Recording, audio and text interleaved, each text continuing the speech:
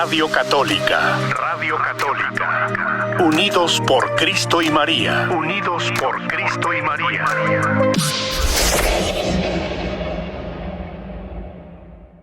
De la casa de mis amigos que ayer celebré su 25 aniversario y hoy tengo el honor y el gusto de participar con una familia tan bonita y tan linda que al ratito van a aparecer por aquí. Bueno, pues vamos a ponernos en onda. Resulta ser que hoy estamos celebrando a San Francisco de Sales, que es el santo de los farmacéuticos. ¿Por qué San Frasquito de Sales? No, San Francisco de Sales. Él nació en 1567 en el castillo de Sales, allá en Francia. Y él realmente llevó una vida muy interesante porque él era hijo de nobles allá de Francia, que su papá tenía un puesto grande que era el maître d'hôtel, o sea, él era el encargado de cuidar propiamente el castillo y las propiedades del rey de Luxemburgo. Y posteriormente él recibió pues toda la educación y toda la formación de un noble. Aprendió el arte de las armas y como todo niño noble recibió una educación muy pipiris nice. A los 10 años de edad recibió la primera comunión, pero él decidió renunciar a todos sus títulos de nobleza para ingresar a la formación sacerdotal. Aunque su papá le presentó una chamaca muy inteligente, el señor y dueño de tierras y demás, él renunció a todo para ser sacerdote. Él se dedicó mucho a un concepto de la educación que fue dada de una forma activa y además dividir por grupos. Esto fue algo que sirvió como base para que San Juan Bosco diera lo que es la formación salesiana, basado precisamente en San Francisco de Sales. Él fue obispo, fue nombrado obispo de Suiza, pero debido a el calvinismo, que estaba en gran apogeo, no pudo realizar su episcopado allá en Suiza. Sin embargo, él tuvo, durante una época, él se influyó tanto por el calvinismo, la idea de que realmente era difícil uno salvarse, que él pensaba que estaba destinado al infierno. Entonces pasó 10 semanas meditando ante una imagen de la Virgen María en una iglesia de los jesuitas y se quitó esas ideas del calvinismo, que realmente consiste en que todo es pecado y que difícilmente, ya estamos condenados y difícilmente podemos salvarnos. Entonces él se dedicó a combatir el calvinismo, pero hubo una gran batalla en ese sentido. Él murió en el año 1622, sus celebraciones en este día, pero Francisco de Sales influyó de gran manera para que se diera un nuevo concepto de educación que se sigue aplicando hoy en día. Bueno, el evangelio de hoy está muy interesante porque se puede malinterpretar. Jesucristo está en la sinagoga, hay tanta gente que lo está escuchando y vienen su madre y sus hermanos a verlo y le mandan a avisar: tu madre y tus hermanos están afuera. Y dice Jesús: ¿quién es mi madre? ¿Quiénes son mis hermanos? Y señalando a los que estaban ahí, dice: esos son mi madre, mis hermanos, mi padre, todo aquel que escucha la palabra de Dios y la pone en práctica. Algunos enemigos de la iglesia y enemigos de la Virgen María dicen que Jesús incluso despreciaba a su propia madre, y que María Santísima tuvo más hijos, porque ahí menciona tu madre y tus hermanos, y tienen toda la razón. María tuvo más hijos, sí. En su vientre solamente a Jesús, en su corazón nos tiene a todos nosotros.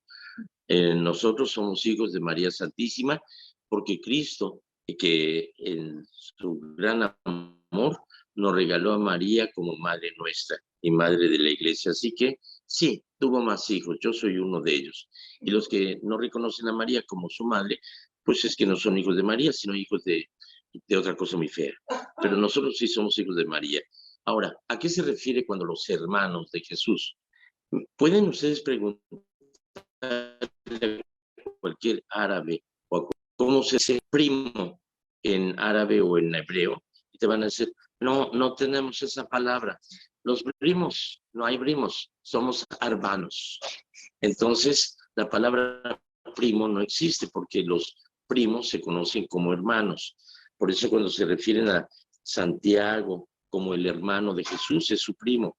Cuando se refieren a Judas como el hermano del Señor, es su primo.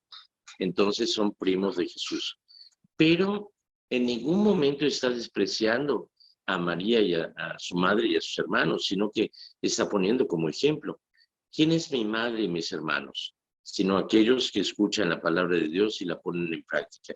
¿Y quién no, sino María Santísima, cuando el ángel del Señor le anuncia que va a ser madre del Verbo encarnado, que dice, let it be, fiat voluntas tuas, hágase. Esa palabra fiat, hágase, let it be, significa hágase en mí, según tu palabra.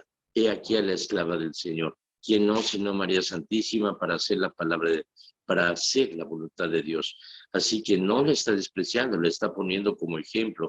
¿Quién es mi madre y mis hermanos, sino aquellos que hacen la voluntad de Dios? Y esos son mi madre, mis hermanos, mi padre, etcétera. Así que ojalá que nos portemos como hermanos del Señor, haciendo la voluntad de Dios, aunque muchas veces no coincide. Por ejemplo, en los coloquios de Santa Teresa de Ávila, que decía, Señor, quiero hacer tu voluntad, y el Señor le dice, Teresa, y si mi voluntad no coincide con la tuya, pues Señor, haz que coincida. Así que es muy difícil hacer la voluntad de Dios, pero a fin de cuentas, hacer la voluntad de Dios no es algo difícil o es algo que va en contra de lo que queremos. No lo entendemos, pero siempre resulta mejor de lo que esperamos. ¿Ok?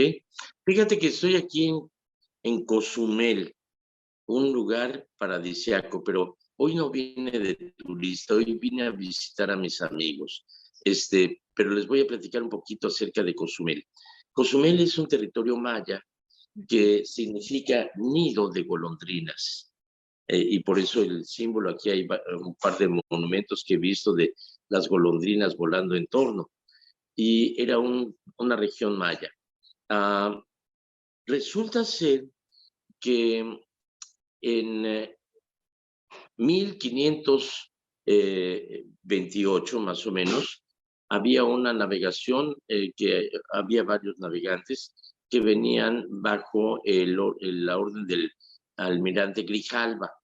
Una de las embarcaciones naufragó en el Caribe y sobrevivieron 20 soldados que lograron, arrastrados por la corriente, llegar a esta isla de Cozumel, pero murieron en el camino 10, así que llegaron 10 y tuvieron que confrontar batallas con los mayas y sobrevivieron 2 que fueron esclavizados. Uno fue Jerónimo de Aguilar y el otro fue Gonzalo Guerrero. Bueno, pues ellos estuvieron como esclavos de los mayas, pero Gonzalo Guerrero asimiló muy bien la cultura maya y como era un gran estratega y un gran soldado, enseñó a los mayas de Cozumel tácticas de guerra estilo occidental, les enseñó a fortalecer la ciudad, a poner barricadas, trampas, palizadas. Entonces ganó el afecto de aquí de Cozumel y tuvo hijos, se tatuó y se hizo perforación en las orejas como los mayas y vestía y vivía como uno de los mayas. Resulta ser que llegó Hernán Cortés, desembarcó aquí en Cozumel y resulta que uno de los soldados de Hernán Cortés traía la primera imagen de la Virgen María aquí a Cozumel, que es la Virgen de los Remedios. Esta Virgen de los Remedios se presentó aquí en Cozumel y acompañó a Hernán Cortés hasta Tenochtitlan. Voy a platicar voy a hacer un paréntesis aquí. En Tenochtitlan, Hernán Cortés fue recibido en el año 1 Caña, 1519, como si fuera Quetzalcóatl mismo, que había regresado, porque había prometido regresar en el año 1 Caña. Y dije mala fecha del naufragio. Fue en 1518, no en 1528, perdónenme. Bueno, la conquista que había llevado Hernán Cortés en una muy buena relación con Moctezuma, admirado, de hecho, Bernal Díaz del Castillo describe en la crónica de la verdadera conquista de la Nueva España, dice que nunca habían visto un recibimiento tal como el que habían recibido, porque los naturales del lugar, tomando flores del campo, las acercaban a la nariz en tanto que se inclinaban ante ellos. Sí, porque no había desodorantes en ese entonces y los españoles, después de meses de navegación, apestaban a rayos. Entonces era el saludo que hacían. Pero cuando llegaron a Tenochtitlan, Bernal Díaz del Castillo describe que nunca había visto una ciudad tan hermosa ni en Venecia, ni en Castilla, ni en ningún lugar, y que parecía uno de los cuentos que mencionaba Amadís de Gaudí, que describía cuentos maravillosos y fantásticos. Era una ciudad con las calles muy bien trazadas, con las casas de colores muy vivos, y que realmente no había palabras para poder describir la maravilla de Tenochtitlan. Hernán Cortés fue recibido por Moctezuma, se hospedó en el palacio que había pertenecido a sus padres, y que todo iba muy bien hasta que Hernán Cortés fue cerca del volcán, entre el volcán de el Iztaccíhuatl y el Popocatépetl, para recoger azufre para preparar pólvora, porque había la amenaza de que venía un español, no recuerdo ahorita su nombre, a combatirle, a arrestarle y a llevarlo a España. Entonces estaba preparado para la guerra. Y cuando regresa a Tenochtitlan se da cuenta de que esa conquista que se iba a llevar por amor fue destruida por la avaricia de Pedro de Alvarado, que en un festejo en Tenochtitlan hizo una masacre con los aztecas, se robó el oro y tuvieron que salir huyendo. Cuando regresa Hernán Cortés se da cuenta de la hostilidad y la agresividad de los aztecas y tiene que ir lamentablemente a Tacuba, donde llora de enojo y de tristeza sentado en un ahuehuete que hoy es conocido en Tacuba como el árbol de la noche triste. Pero lloró no por frustración, sino por enojo, por las barbaridades que hizo Pedro de Alvarado. Él lo expulsó de su expedición y Pedro de Alvarado se fue a hacer masacres en Perú. Bueno, pero volviendo otra vez a Cozumel, cuando Hernán Cortés, permítame un momento. Discúlpeme, mi querido amigo Klaus nos va a comentar algo. Perdón, el gusto para ustedes.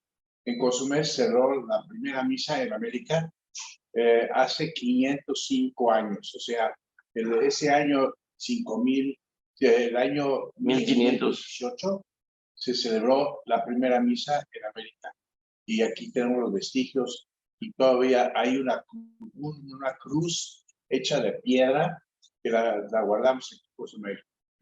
O sea, era un comentario. Es mi amigo Klaus, que luego lo voy a presentar formalmente. Y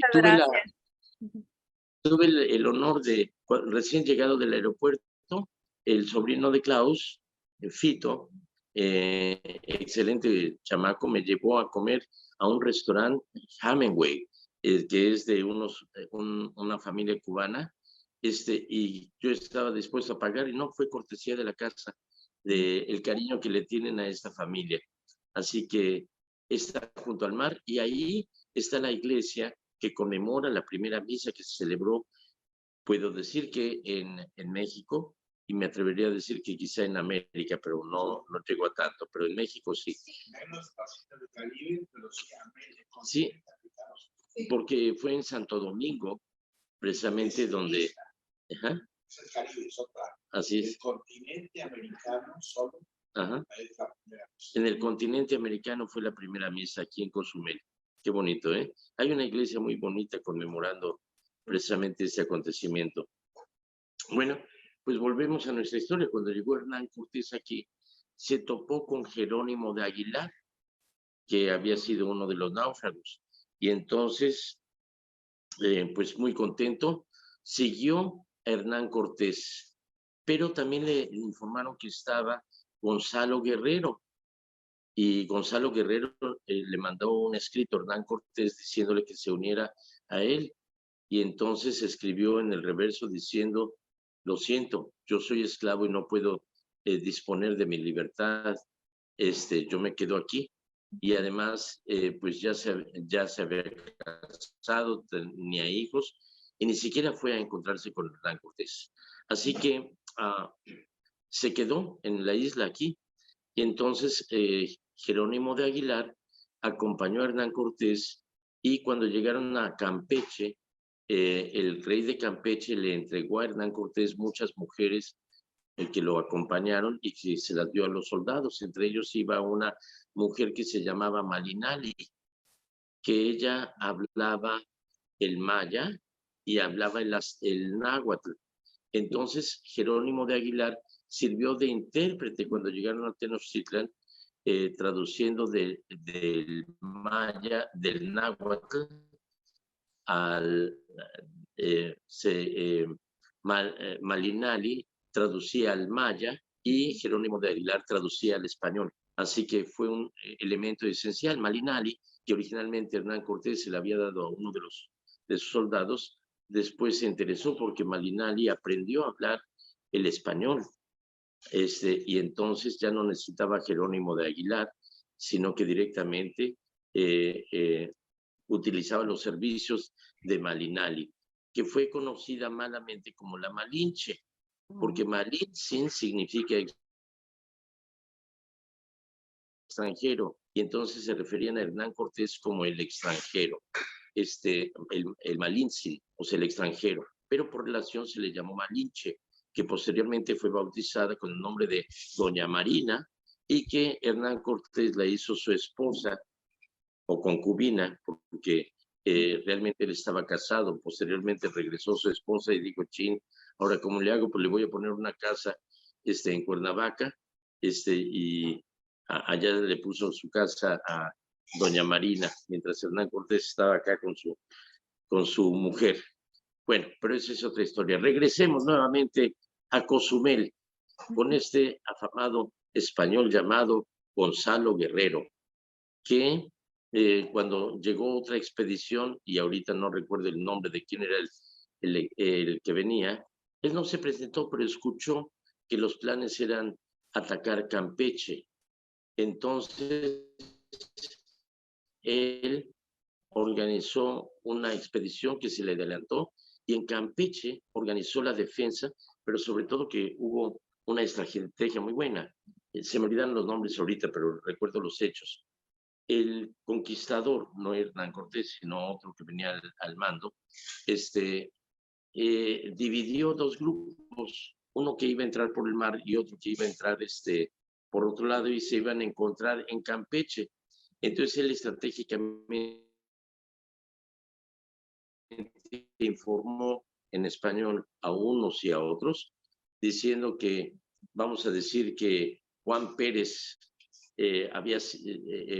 había muerto, y se lo mandó a Pancho Gómez. Es invento, no son los nombres, diciendo que Juan Pérez había perecido, y a Pancho López que todos sus soldados habían sido exterminados. Entonces decidieron regresar y no hacer el ataque. Pero posteriormente estos fueron a Honduras, y Pedro Guerrero, a Gonzalo Guerrero fue a Honduras, donde hizo presencia y defensa de Honduras, donde fue finalmente asesinado por un arcabuz. Murió allí, y se hace referencia de hombre blanco, vestido con todas las características y rapado como los mayas, que había muerto de un disparo de arcabuz. Entonces, para los españoles es un traidor, es un renegado. Para los mexicanos es el padre de los mestizos, porque él fue el primero en que tuvo hijos con una princesa maya y que es el padre de los mestizos y es reconocido por su valor, por su amor a la Nueva España, a México, y a los mayas. Así que increíble. Posteriormente, los mayas abandonaron Cozumel, pero cuando hubo la guerra de castas, hubo algunos que huyeron y regresaron a Cozumel y se escondieron en el corazón de Cozumel y formaron una ciudad, un pueblo pequeño, hermoso, que Klaus y Mayú me hicieron favor de llevarme y que es un lugar muy bonito donde tienen la costumbre cada año de celebrar una fiesta donde se carga una charola con la cabeza de un cerdo, todo muy colorido y demás. Tiene una iglesia muy bonita, que es una de las pocas iglesias que tiene aire acondicionado, y que ese pueblo se llama El Cedral, aquí, y que ahora exporta a nivel mundial. ¿Cuál es la producción que tienen en El Cedral, mi querido Klaus? Bueno, ¿mandé? Turística. Bueno, es una atracción turística, pero sí me habías comentado que había una exportación que había, no me acuerdo, creo que es maizal o es Habían creado mucha piña. Piñas Pequeñas, muy jugosas. Muy bien. Se hacía mucho en el Cedral. Ok. Ahora, bueno, esto es lo que se refiere aquí a Cozumel. Les voy a platicar un poquito de Klaus y Mayú, que tuve el honor de conocerlos en un viaje que hice a Rusia, iba yo como capellán, y he conocido a mucha gente muy linda en diferentes cruceros, pero quienes han marcado mi vida y han dejado huella son precisamente esta pareja extraordinaria que los quiero mucho. Así que les voy a presentar primeramente a la bella y luego la bestia, no, perdón, a la bella Mayú, que está aquí. Mayú. Hola. Hola. Buenas tardes a todos. Buenas tardes. Hola. Mucho gusto. Mayú. Buenas tardes. Igualmente, gracias. Mayú tuvo a bien el conquistar el corazón mexicano que existe porque es mexicano hasta las cachas. No te pares, Klaus, ahí está bien. Y hoy, y precisamente ayer, están celebrando sus 25 años de este amor que se tienen, un amor tan hermoso, porque esta mujer supo conquistar el corazón de este hombre y para bien de él, y se hizo esclavo de su amor. y Felicidades. Los son los más felices. ¿Qué puedes decir? ¿Cómo te conquistó Klaus? Ay, bueno, con su inteligencia, su sinceridad, su plática. Él, desde que estamos casados, yo le digo que él es mi gerente de relaciones públicas. Es un hombre muy ameno, siempre tiene una charla de cualquier tema. En fin, todo eso. Y lo que más me cautivó en él es todo el sufrimiento que él tenía acumulado en su vida. Y también embajada, ¿eh? Y eso, bueno, me detonó en mí muchos sentimientos. Yo dije, este hombre, el día que me conoció, dije, tiene que dejar de sufrir. Ya llegué a su vida y ya no va a sufrir más. Ahora va a ser amado profundamente y así ha sido, gracias a Dios, hasta el día de hoy. Qué bonito. Sí. Bueno, no está tan bonito, pero van a ver que... Qué bonitos pensamientos, iniciativas, ¿verdad? De propósitos, porque en sí, de eso, ¿verdad? Parte, ¿verdad? Lo que el resultado, me imagino. Aquí está. Ese es. Hola. Hola. Mucho gusto. Felicidades para ustedes. Muchísimas gracias. Sí. Que Dios les siga concediendo muchos años más de matrimonio. Sí, muchas gracias. 25 años de una unión constante de 24 horas al día, con muchísimo amor, todo junto. Siempre ha sido una unión absolutamente honesta, una unión que la verdad yo lo siento, que nunca pensé que me iba a poder pasar en la vida, pero ella inspira eso. Es una mujer que independientemente pone toda su fe en Dios y en su palabra y en su ser, y lo transmite a los demás. Entonces, eso me hizo muy feliz. Y como una cosa chistosa, que eso no pasa muy seguido, desde el día que nos conocimos, que fue un año nuevo, a la fecha que se unió a nuestras vidas, tuvimos esta unión a nuestras vidas, habían pasado 23 días, o sea, no duramos nada de tiempo, ni siquiera un mes cumplimos de noviazgo, algo así. No sabíamos ni quién era uno ni el otro, qué hacía, qué no sabía hacer. Ajá. Yo le decía, bueno, a mí me gusta mucho la comida, pero yo no sabía si ella sabía cocinar y no me importaba. El amor fue espontáneo y creo que fue una señal de Dios que nos unió de esta manera tan fuerte, y hasta la fecha seguimos igualito, como si hubiera sido el primer día, pero mucho más firmes todavía, porque ahora sí nos conocemos de todo a todo. Sí. Ha sido un placer conocerlos. Muchas felicidades, ya que pues esto es lo que necesita el mundo, ¿verdad? De matrimonios con ese testimonio como ustedes. Y una pregunta, ¿cuánto tiempo, años o tienen de conocer al padre Jorge Román ustedes? ¿Cuánto? 2004. 2004. Vamos a cumplir 20 años este año, en julio. En junio. En junio cumplimos 20 años de conocernos. Bueno, pues muchas gracias, felicidades. Y bueno, desde ahí, pues ahí ténganos en sus oraciones a nosotros, Ministerio Unidos por Cristo y María, en esta radio que pues seguimos, ¿verdad? Ya también por 20 años aquí. Y pues gracias por estar allí dándonos ese ejemplo, como ese testimonio y gracias pues y felicidades. De paso al padre, mi gran amigo, lo quiero muchísimo, le agradezco tan infinitamente haber venido a celebrarnos esta unión. Estamos muy, muy agradecidos.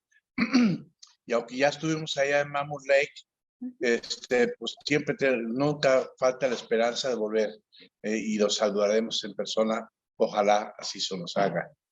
Hasta luego. Hasta luego. Dios bendiga, mi querido Klaus.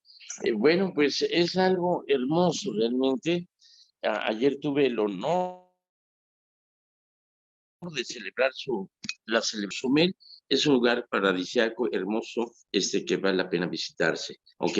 En otra ocasión. Ayer, cuando llegué, Rodolfito, que es sobrino de Klaus, me hizo favor de llevarme alrededor de la isla, que ya anteriormente, cuando había venido, me había llevado Klaus y Mayú, pero es una isla preciosa.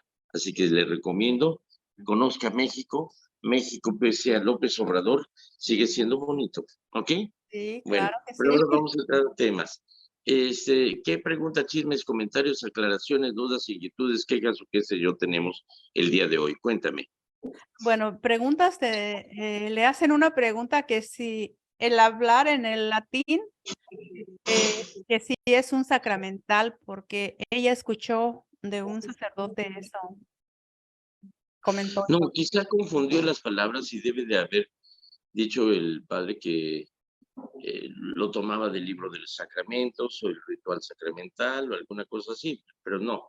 El latín en realidad fue un idioma que se instituyó en la iglesia en los primeros años cuando se hizo el adagé, que es la primera forma de liturgia, pero es porque Roma había conquistado todo el mundo antiguo, Asia, África, Europa. Entonces el idioma oficial en todo el mundo era perdón, dije la Didache, la Didache es el primer libro de liturgia. Entonces el idioma común a cualquier país que fueras era el latín, aunque se hablara el idioma local. Es como el siglo pasado fue el francés y ahora el idioma en donde quiera que vayas es el inglés, aunque hables un idioma de origen en cada país. Entonces la forma de comunicarse internacionalmente es el inglés hoy en día. En aquel entonces era el latín.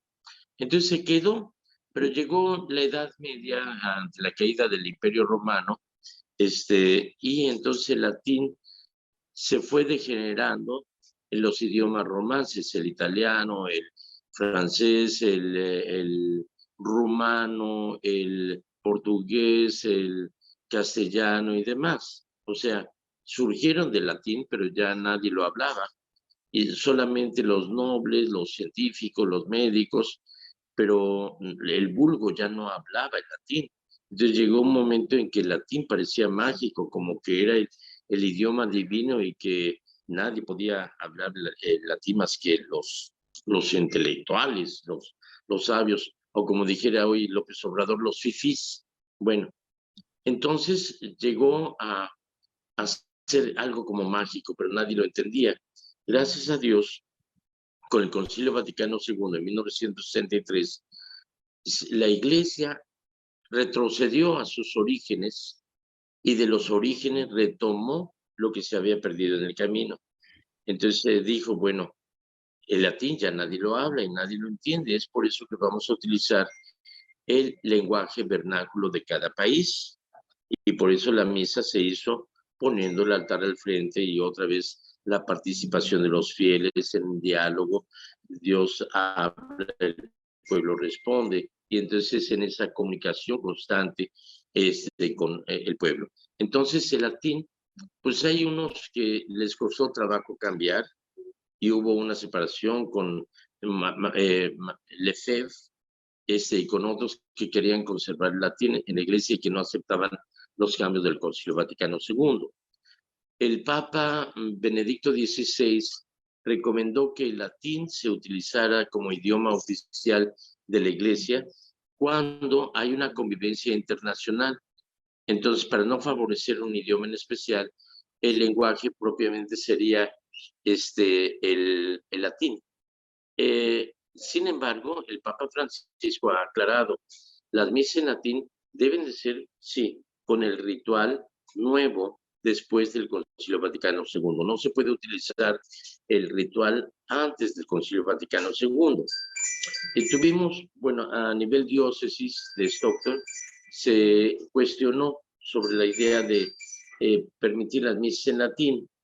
Y eso se discutió por decanato. En mi decanato decían, bueno, es que la gente quiere la misa en latín. ¿Tú qué opinas al respecto? Les dije, quando Christe dol crucifixum fixum corporitam fixum te volo Christe meo, nihilissim intellectus quod prius non fuerte insensum. Dijeron, ¿qué? ¿Cómo? ¿No me entendieron? ¿No? ¿Y para qué quieren una misa en un idioma que nadie entiende?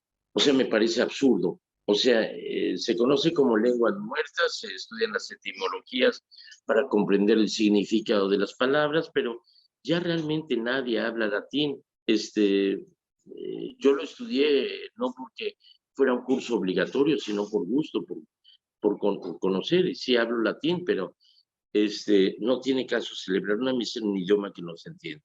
Entonces olvídate, no se trata de apantallar porque hablas un idioma que no entiendes. Es como los que hablan don de lenguas, se ponen, ¿qué estás diciendo? Está hablando don de lenguas, así, ¿qué significa? ¿Qué idioma es? Déjame ver para ponerlo en el traductor automático. No saben, o sea, eso no es don de lenguas, eso es histeria, se llama glosolalia. Y esto les pasa a los que practican el vudú y la magia negra. Así que no creas que por eso es un don del Espíritu Santo. Un don de la mística y del Espíritu Santo es levitarte del piso. Si te levitas del piso en oración, te voy a creer que hablas don de lengua, si no, no. Pero es más fácil hacer ruidos que levantarte del piso, ¿verdad? ¿Verdad? Bueno, entonces no me vengan con tarugadas. No, el latín se conserva como un tesoro de la iglesia, es el idioma internacional de la iglesia, cuando hay una convivencia internacional, pero realmente vamos a hablar en nuestro idioma que entendemos. ¿Ok? Bueno, padre, tenemos dos preguntas más. La que sigue es también primero como un comentario. Pregúntame. A ver, ¿qué? Sí, es como esta persona da un comentario primero que si una persona se le prepara para defensa de otras denominaciones, pero que hay discusión y ella no está de acuerdo, entonces, porque ella mira que el mismo Papa se comunica y se reúne, ¿verdad?, con líderes y de otras denominaciones. Fíjate que es una recomendación que hay de una convivencia ecuménica, que se trata de una convivencia de respeto, no de ataque. Es decir, en Mamutlex yo me reúno con los diferentes ministros de diferentes denominaciones religiosas. Tenemos una amistad respetuosa y de mucho cariño. Juntos nos reunimos a orar, nos reunimos a estudiar también, y nos reunimos para ver cómo podemos resolver algunas situaciones propias del pueblo y cómo podemos ayudarnos mutuamente. Pero nos tratamos con mucho respeto y con mucho cariño. Hasta nos vamos al cine juntos o a comer juntos y tenemos una muy buena convivencia, pero es respetuosa, no es de ataque. Hay más cosas que nos unen que lo que nos separan. Decía mi hermano Sergio que tenemos hermanos protestantes y enemigos protestantes. ¿Cuáles son nuestros hermanos? Aquellos que nos respetan, que oran con nosotros, que colaboramos juntos, que nos ayudamos mutuamente. Los enemigos son aquellos aferrados que no entienden razones, que critican y atacan nuestras costumbres, nuestros santos y hasta la Virgen María, y se burlan de nosotros. Entonces, ¿qué hay que hacer con ellos? Pararles el alto, muy respetuosamente. Me acuerdo de cuando fui con Marta Susana a un programa de televisión que había de diferentes denominaciones y el judío, supuesto judío, estaba atacando a la Iglesia Católica a cada rato. Entonces yo me quedé callado, o sea, ya tengo práctica en esos talk shows y sé que la gente se queda con la última idea. Entonces durante todo el programa no hablé y Marta Susana estaba desesperada diciendo, ¿quién trajo a este padre que no dice ni una palabra? No sé para qué lo invitaron, todo. Entonces ya me preguntó directamente, padre, ¿no le va a contestar nada a el rabino que está atacando? Le dije, mira, allá entre los yucatecos tienen una bomba que dice, tú eres del culto judío, yo soy del culto cristiano. Si no te toco tu culto, ¿por qué me tocas mi religión? Entonces, ya empecé a hablar acerca de lo que era las preguntas que me hacían y todo, me gané a todo el público. Y al final, hasta el rabino y los otros protestantes me pidieron la bendición. ¿Cómo la ves? Bueno, pero no, se trata realmente de, con todo respeto, ponerle el límite y decirle, mira, no voy a admitir que ataques mi fe. Y tú no estás dispuesto a escuchar. Si estás dispuesto a escuchar en un diálogo, vamos a platicar sinceramente. Pero si no estás dispuesto más que hablar, hablar, hablar y no oír, entonces no tiene caso que continuemos.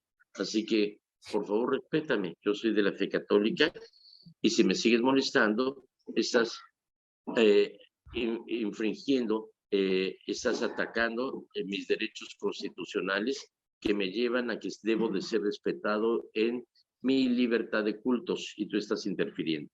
Así que más vale a oídos sordos, a oídos necios, más vale no gastar palabras y a palabras necias, oídos de cantinero. ¿Ok? ¿Por qué?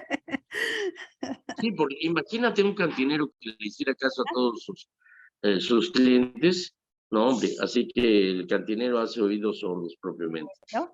Sí, bueno, mire, la siguiente pregunta es una mamá, sí es una mamá que llamó y la pregunta es, dice que si los padres, si de alguna forma maldicen a sus hijos, ¿cuál puede ser la consecuencia? Pues carcacha, todo lo que me digas se te retacha, botellita de gel, lo que me digas te sale al revés. El que escupe el cielo en la cara le cae. O sea, mira, realmente es el coraje que tienen los papás en un momento determinado, es la inmadurez o la falta de caridad. Jesús dice, ¿acaso hay una madre que abandone a su hijo de pecho? Así no te abandonaré yo. Y si hubiera una, yo no te abandonaré. Entonces, muchas veces las mamás o los papás actúan por coraje y maldicen, pero realmente alguien que vive en Dios no puede maldecir. Alguien que vive en Dios, las maldiciones no tienen efecto. Entonces, realmente esta maldición se la están echando a sí mismos quien las hace. Entonces, ojalá que en lugar de maldecir, bendigas. La bendición puede más que una maldición. Bueno, muchas gracias. Y mañana, ¿desde dónde nos va a estar transmitiendo? No tengo idea. A lo Todavía mejor no. desde la playa o no sé. A ver, vamos a ver. Bueno, Pero esperamos. ya a menos de que me esté ahogando, entonces no voy a transmitir. Permítame tantito. Sí, porque me va a llevar Klaus a visitar su... fíjate que la vez pasada que vine llegué a la casa que Klaus tenía, muy bonita, a la orilla del mar, que tenía una terraza con una piscina, que estaba cayendo el agua ahí, y yo riquísimo ahí tomándome mi cervecita y todo ahí bien rico. Pero ¿qué crees? La casa la tiró el canijo para edificar un edificio de 7 pisos, que ¿Sí? está padrísimo, y que tiene un montón de suites y departamentos, 48 departamentos, 8 estudios y además locales comerciales. Y le está quedando padrísimo, así que ¿ya vendiste todos o hacemos propaganda aquí que por si alguien quiere comprar? Nada más los estudios están en venta todavía. Bueno, si quieren un estudio en venta, o sea, un estudio que es un departamentito con su recámara, su baño, su cocina y todo, está muy chiquitiguaus, así que me preguntan, me llaman y yo les hago referencia, pero está muy padre el lugar, está cerca del mar, una vista formidable. Bueno, pues gracias. Bueno, para terminar, ¿cómo ves? Estamos en campaña. ¿Qué nos les dice aquí a nuestros radioescuchas y los que están Y viendo? estamos en campaña para que compren esos 8 estudios de Klaus. Sí. Bueno, pero antes de comprarlos, móchense con la feria aquí en la estación, porque esta estación es de ustedes. Y pueden hacer sus donaciones y decir, es que yo tengo una estación de radio chiquitiguao, así como, sí, yo doy mi colaboración cada mes. Esta estación necesita de su colaboración porque necesita pagar lo que es la hipoteca del edificio que se está comprando. Se necesita además $20,000 para los derechos para transmisión a través de las diferentes radiodifusoras, las licencias. Así que, por favor, sean generosos, colaboren entrando a la página web de la estación, que es unidosporcristoymaria.org, y ahí van a encontrar un enlace para donar en línea. Acuérdense que aunque no estén en línea, que aunque estén gorditos, de todas maneras deben de donar, ¿ok? O pueden llamar al teléfono que ya les va a indicar Juanita en cuanto me despida, pero móchense con la feria. Oigan, les agradezco mucho su atención. Dios mediante, que Dios les acompañe y les bendiga. En el nombre del Padre, del Hijo y del Espíritu Santo. Amén. Hasta la vista. Gracias. Muchas gracias por todo y le felicito. Mira qué bonita su camisa del día de hoy. Gracias. Radio Católica. Radio Católica. Unidos por Cristo y María. Unidos por Cristo y María.